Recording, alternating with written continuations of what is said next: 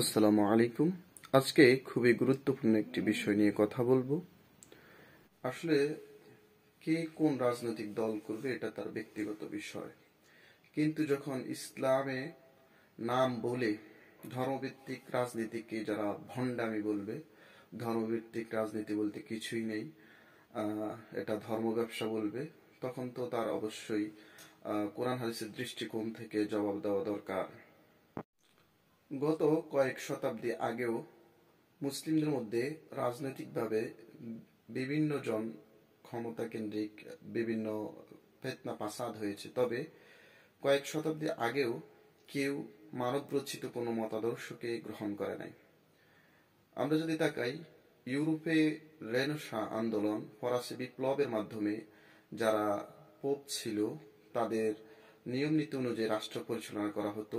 18 শতকে সেটা তুলে দিয়ে পরবর্তীতে তারা সেকুলার ভিত্তিতে রাষ্ট্র পরিচালনা করলো, কারণ খ্রিস্টান ধর্মে অনেক ভুল তথ্য ছিল।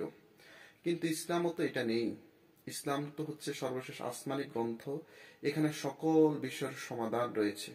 তাহলে মুসলমানরা কেন এই গত কয়েক শতাব্দীতে ধর্ম থেকে রাজনীতিকে আলাদা করতে চায়?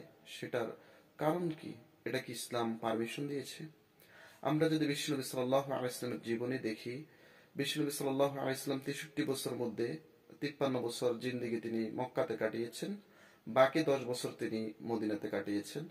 তো রাসূল সাল্লাল্লাহু আলাইহি সাল্লাম শুধু যদি আমরা রাজনৈতিকভাবে বিশ্লেষণ করি, রাসূলের ইতিহাস আপনি একটু কষ্ট করে পড়ুন, দেখবেন রাসূল সাল্লাল্লাহু আলাইহি সাল্লাম একজন দক্ষ রাজনীতিবিদ ছিলেন। তিনি কিভাবে রাজনৈতিক শক্তির মাধ্যমে ইসলামকে সুদূর প্রসারী এবং ইসলামের রাষ্ট্র প্রতিষ্ঠা করেছেন। মক্কাতেও কিন্তু তিনি কাফেরদেরকে একটা কথা বলেছিলেন। আমরা যদি রাসূলের ওই সময়কার রাজনৈতিক অবস্থা দেখি, আরবে জাহিলিস যুগে আরবে কোনো রাজনৈতিক কেন্দ্রীয় সরকার ছিল না, গোত্রভিত্তিক আলাদা আলাদা ভাবে ছিল, কোনো একক রাষ্ট্র ছিল না। তো এমন একটা পরিস্থিতিতে এসে বিশ্বনবী সাল্লাল্লাহু আলাইহি সাল্লাম আরবের লোকদেরকে কি বলেছিলেন? কালিমাতুন ওয়াহিদাতুন তু'তুনাহা তামলিকুনা বিহাল আরব ওয়া তাদিনু বিহাল আজম, রাওয়াহু ইবনে ইসহাক। ইতিহাস গ্রন্থে রয়েছে আল্লাহ রাসূল সাল্লাল্লাহু আলাইহি ওয়াসাল্লাম মক্কার নেতৃস্থানীয় কাফেরদেরকে বলেছিলেন যে তোমরা যদি আমার এই কথা মেনে নাও, কালেমার দাওয়াত মেনে নাও, তাহলে আমি মুহাম্মদ সাল্লাল্লাহু আলাইহি সাল্লাম বলছি তোমরা আরবের নেতৃত্ব দিবে এবং অনারবের নেতৃত্ব দিবে। তারা তো এটা বিশ্বাসই করতে পারে না। আমাদের মতো দুর্বল আরব জাতি নাকি বিশ্বের পরাশক্তি রোম, মিশর, তারপরে সিরিয়ার লোকদেরকে পরাজয় বরণ করাবে, তারা বিশ্বাসই করতে পারে না। রাসূল সাল্লাল্লাহু আলাইহি ওয়াসাল্লাম খেয়াল করেন, যদি এটা বিশ্লেষণ করতে বিশাল, রাসূলের পুরো জিন্দেগি তো রাজনৈতিক কেন্দ্রিক বর্ণনা। রাসূল সাল্লাল্লাহু আলাইহি ওয়াসাল্লাম মদিনায় ইসলামী রাষ্ট্র প্রতিষ্ঠা করলেন এবং সেখানে যেখানে যুদ্ধ করার দরকার ছিল সেখানে যুদ্ধ পর্যন্ত করেছেন। 19টা যুদ্ধ করেছেন বিশ্বনবী সাল্লাল্লাহু আলাইহি ওয়াসাল্লাম, বুখারীর বর্ণনা রয়েছে কিতাবুল মাগাজিতে। এবং কি ওনার সহচরবৃন্দ সকলেই কিন্তু এই রাজনীতিবিদ ছিলেন। একটু যদি ভাবেন, রাসূল শুধু আধ্যাত্মিকভাবে নেতা ছিলেন না, দুর্বল আরব জাতিকে, যাদের কেন্দ্রীয় সরকার পর্যন্ত ছিল না, তাদেরকে এমন ভাবে গঠন করলেন। আমরা দেখেছি এই দুর্বল জাতি যখন কাবা শরীফ ভাঙতে এসেছিল 570 খ্রিস্টাব্দে রাসূলের জন্মসালে, আরবের লোক কিন্তু বাধা দিতে পারে নাই, তাদের কিন্তু সে শক্তি ছিল না।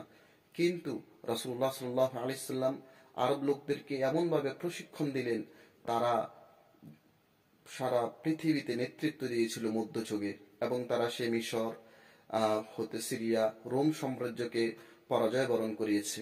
সুতরাং রাসূল শুধু আধ্যাত্মিক নেতা ছিলেন না, বরং রাজনৈতিকভাবে একটি জাতি গঠন করে গিয়েছিলেন, যাদের শক্তি এমন ছিল তারা সারা পৃথিবীতে নেতৃত্ব দিয়েছেন। ইসলামে কোরআন হাদিস যদি পড়েন, ধর্মভিত্তিক রাজনীতির কথাই বলা আছে। ইসলাম একটি পরিপূর্ণ জীবন ব্যবস্থা, ব্যক্তি জীবন, পারিবারিক জীবন, সামাজিক, শিক্ষা, সংস্কৃতি, আপনার বিচার বিভাগ, আইন বিভাগ, শাসন বিভাগ, পররাষ্ট্রনীতি, সকলগুলি ইসলামে রয়েছে এবং সেই অনুযায়ী একজন প্রকৃত মুসলমানকে মানতে হবে। মানব রচিত কোনো মতবাদ মানার কোনো সুযোগ কিন্তু নেই। এখন আপনি মুসলমান হিসেবে ধর্মভিত্তিক রাজনীতি করবেন নাকি মানব রচিত রাজনীতি করবেন? অবশ্য করার সুযোগ নেই। আর মানব রচিত রাজনৈতিক দল ধর্মীয় দিক দিয়েও পিছানো, আবার দেখেন তারা কিন্তু সুশাসন প্রতিষ্ঠা করতে ব্যর্থ, নিজেরা দুর্নীতিগ্রস্ত বেশিরভাগ। তারা একটা যারা নিজেরা দুর্নীতিগ্রস্ত তারা কিন্তু কখনো সুশাসন উপহার দিতে পারবে না, লুটপাট করবে, এটাই স্বাভাবিক।